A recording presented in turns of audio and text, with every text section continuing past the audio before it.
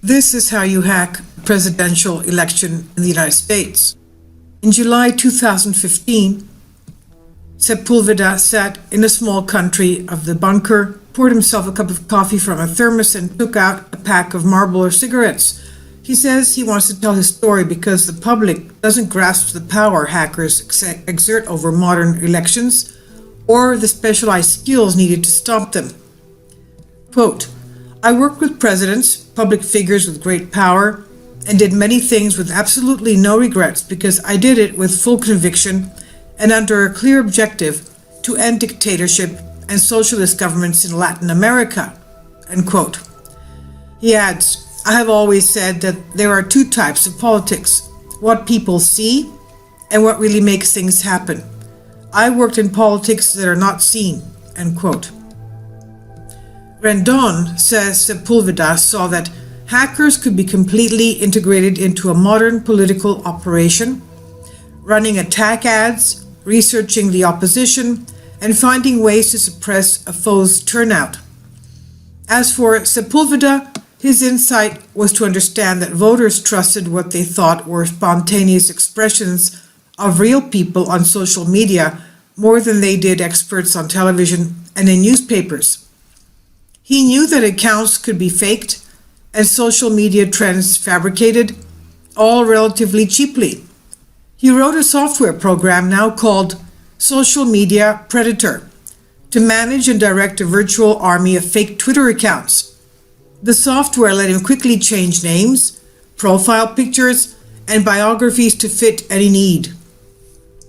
Eventually, he discovered he could manipulate the public debate as easily as moving pieces on a chessboard.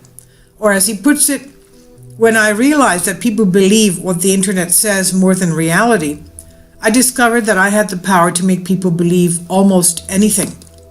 Sepulveda says he was offered several political jobs in Spain, which he says he turned down because he was too busy.